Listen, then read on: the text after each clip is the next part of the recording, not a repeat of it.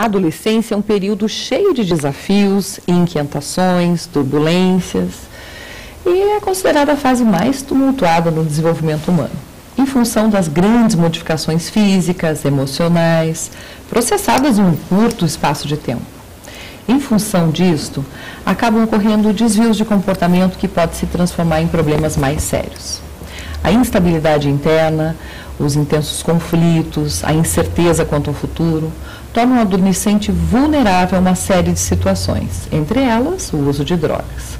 E é sobre isso que converso hoje com o psicólogo Kleber Buenos Aires. Seja bem-vindo, Kleber, tudo bem? Tudo bom, e você? É uma fase bem complicada, né? A adolescência é sempre complicado. Em geral, é uma fase turbulenta, né? Uma fase de muitas modificações.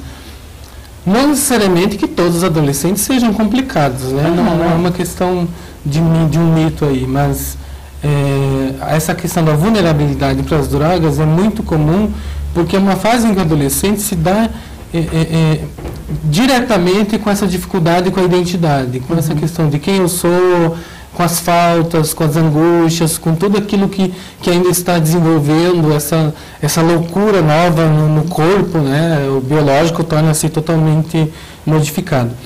E eu vejo que a relação com a droga é sempre muito relacionada às questões existenciais também.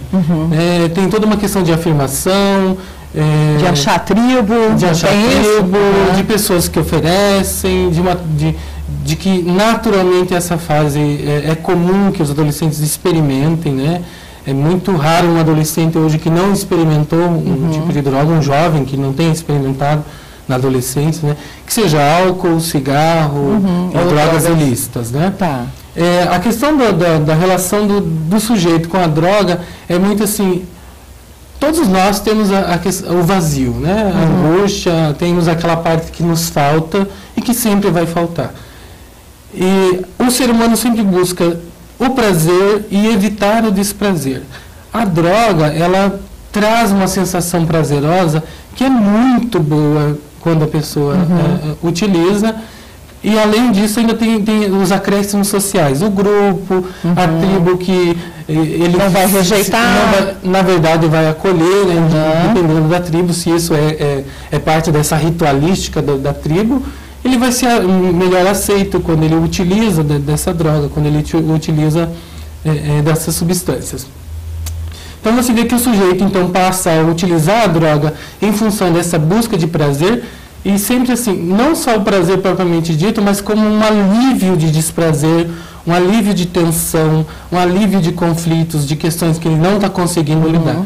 Então a droga ela acaba como se personificada, como se fosse um grande outro ali na vida da pessoa. Fazendo um bem para ela. É uma espécie de Deus. Mesmo porque, Kleber, é até social, né? Você vê desde pequeno, as crianças vêm desde pequenininho, o pai chega do trabalho cansado, para relaxar, ele pega um uísque.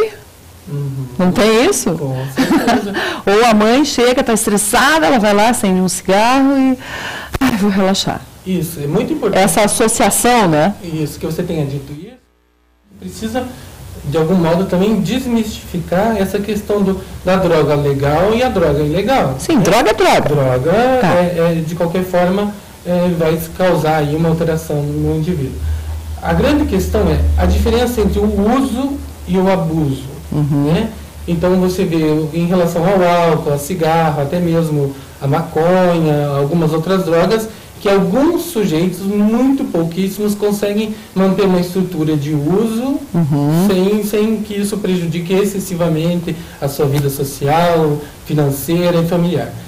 Na maioria dos casos, quando o sujeito tem essa relação com a droga, e a droga toma esse lugar de Deus mesmo, é praticamente algo que o impele, que faz com que ele realmente busque a droga cada vez mais. A droga se coloca no lugar das relações, das amizades, ela é em primeiro lugar, ela está ali como antes ainda da pessoa. É como eu sempre digo assim, no lugar do sujeito gozar da droga, gozar do álcool, gozar do cigarro, é a droga que goza do sujeito. Entendi. Aí a gente entra numa relação... Kleber, me dê só um minuto que a gente vai trocar o seu microfone.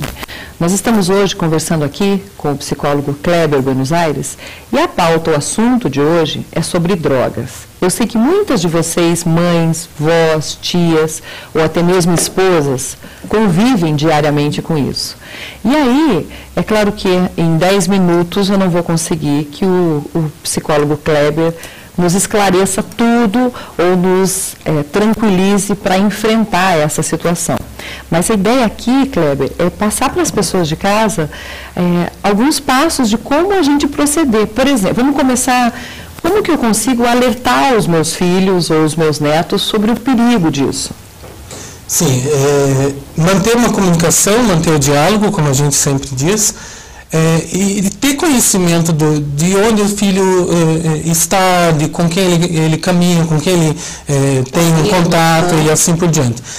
É primordial que os pais tenham, os pais, a família em si, tenham um contato, uma relação mais próxima com os filhos. E que também saia dessa coisa do mítico, porque se você passa a lidar com as drogas como se fosse um grande monstro, você perde de entender qual é a real questão do filho. Uhum. Que às vezes a droga ela só vem como um substituto a questões que já estão ali muito antes da droga aparecer. Entendi. E a gente vê muito disso, de que a droga ela só se coloca num lugar que já está ali um conflito, que já está ali uma questão, que já está ali uma dificuldade de lidar com os pais, de lidar com as modificações corporais, de lidar com a aceitação no grupo. Então, é sempre importante que a família estabeleça essa conexão, estabeleça esse contato e tem que ter muito cuidado aí com os excessos, né? Porque o excesso de cuidado, a pressão excessiva vai fazer com que o sujeito também tenha dificuldades de se abrir com os pais. Uhum. Tem que buscar o caminho do meio. A gente sempre diz, o meio termo é nem tanto um cuidado excessivo e nem tanto uma liberdade também aí sem cautela, sem cuidado, sem ter um certo controle, né? Tá. Terapia pode ajudar nesses casos? Com certeza. Tanto para o lado da família quanto para o lado do usuário. Sim, pode ajudar. A grande questão quando nós falamos da dependência da droga, é uma questão multidisciplinar. É impossível você dizer, só com terapia a pessoa vai... Uhum. Porque tem toda uma questão de alteração neuroquímica, né? O cérebro da pessoa se modifica, a personalidade dela sofre modificações e alterações, porque a droga passa a ter essa posição de controle, de supremacia na pessoa. Então, geralmente, um tratamento psiquiátrico, um tratamento, medicação, né? A pessoa vai precisar. Terapia, às vezes, um internamento voluntário, no caso do drogadido, né? Da pessoa que está nessa adição a drogas. É todo um conjunto de trabalhos, a pessoa se envolver em ocupações, a questão laboral é extremamente importante.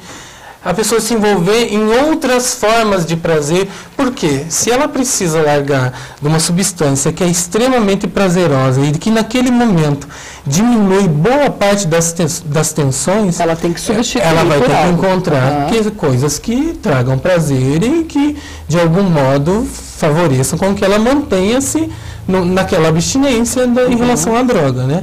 A questão da droga é muito difícil.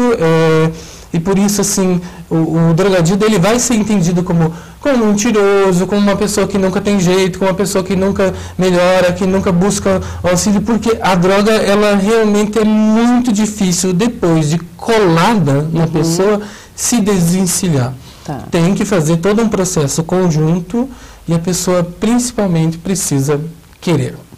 É o primeiro passo. Exatamente. Ela tem que querer... Ela tem que querer, ela tem que buscar. Da família. Exato. E ajuda muitas vezes medicamentosa, psiquiátrica. Todo mundo sabe, todo mundo já passou por vários casos assim, ou conhece alguém que passou. E eu acredito que um grande aliado na ajuda contra a droga é o esporte. Né? Com certeza. Dificilmente você vê um atleta envolvido com droga. São raríssimos os casos. Tem, acontece. Mas justamente por isso, porque ele consegue em alguns momentos ter essa descarga de adrenalina e depois ter essa sensação prazerosa de passou, não é? Exatamente. O esporte, a arte também é uma ótima forma de alívio das tensões. É o que a gente chama de sublimação. O que é a sublimação? É alguma atividade aceita culturalmente, socialmente, em que a pessoa pode expressar a sua agressividade, a sua raiva, as suas tensões. O esporte é um exemplo perfeito. Que bom que você tenha falado disso. A arte também, ou atividades culturais, esse envolvimento com grupos que buscam uma causa benéfica à sociedade, ou um grupo que busca conhecimento, que busca cultura, teatro, formas de lazer, né, culturalmente aceitas. Tudo isso auxilia nesse processo de desligamento, de deixar de depender, porque é praticamente um bebê que precisa largar o peito da mãe, né, da amamentação. É um processo que leva um tempo e que precisa ser feito de forma paulatina e buscando várias estratégias e vários meios aí, com diferentes profissionais, com diferentes possibilidades, né? Tá. Vamos falar um pouquinho sobre as drogas que são vendidas em bancas, em bares, em postos de gasolina, que é o cigarro e o álcool.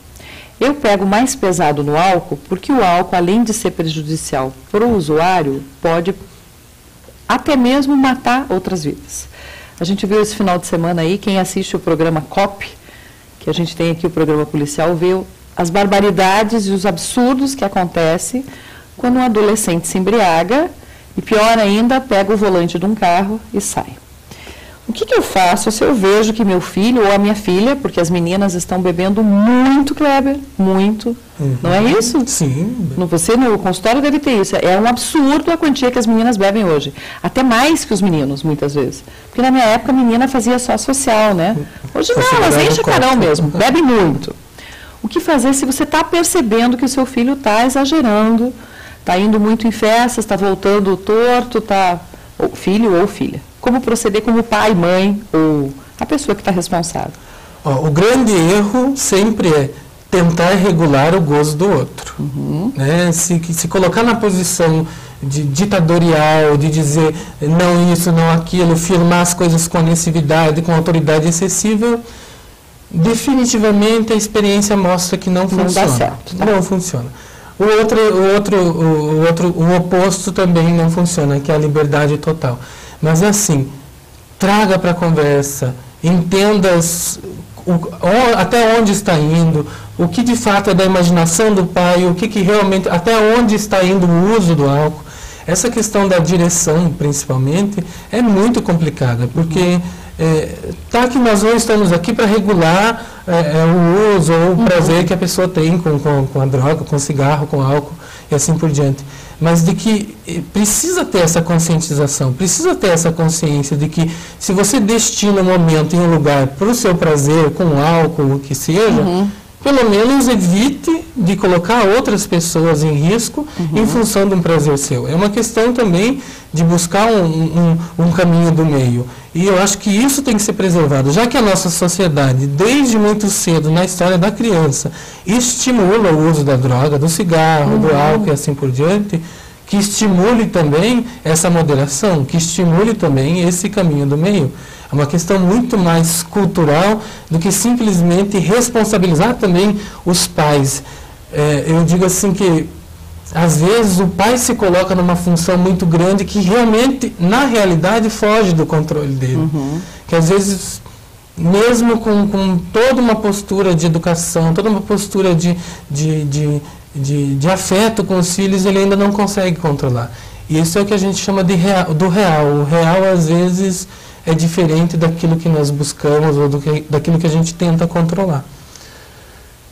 Tudo isso de se aproximar do diálogo, de estar próximo, de estar pronto a escutar, de estar pronto a acompanhar o filho, o adolescente, é muito bom.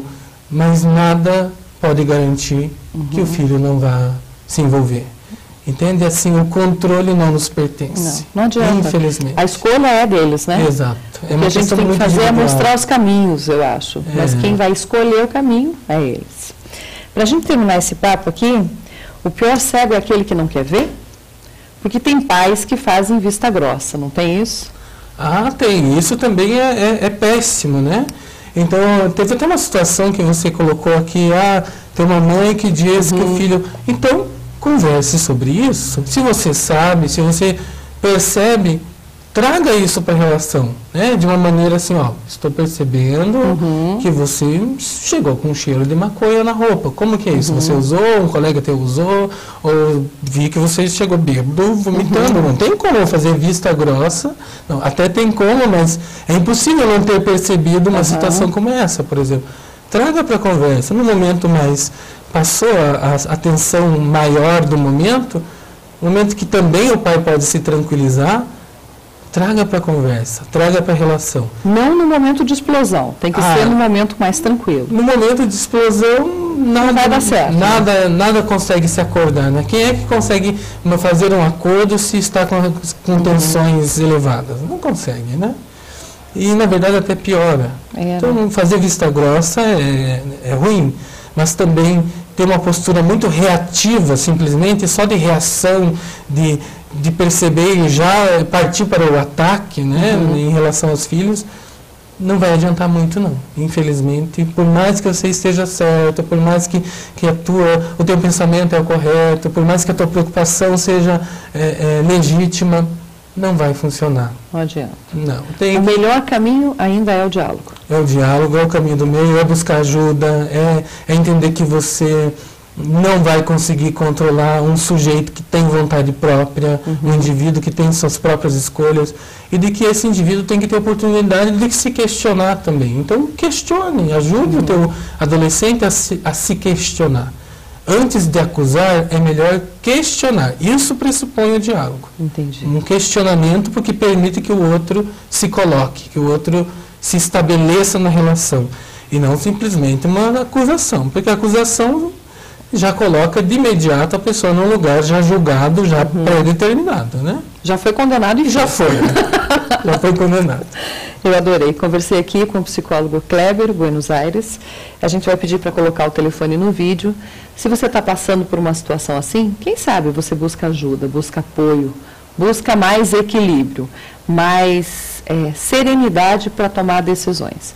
Ninguém vai dizer o que é que você tem que fazer. As pessoas vão ajudar, os psicólogos nos ajudam sempre a manter o melhor caminho para chegar no destino que você quer. E aí você pode conversar, marcar um horário e conversar com o Kleber. Foi o telefone? Qual é o seu telefone? 9960-1177.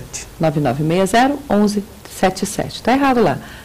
Aí, 1177. 9960-1177. Conversei aqui com o psicólogo aí, agora sim. Kleber, Buenos Aires. Obrigada, viu, Kleber? Obrigado a você. Hoje o programa está de papo sério, né, gente? Mas tem mais, daqui a pouquinho eu volto. Eu vou passar dicas da bichinhos.com. Se você está grávida, tem animal de estimação e não sabe o que fazer com seu cachorrinho ou com seu gato.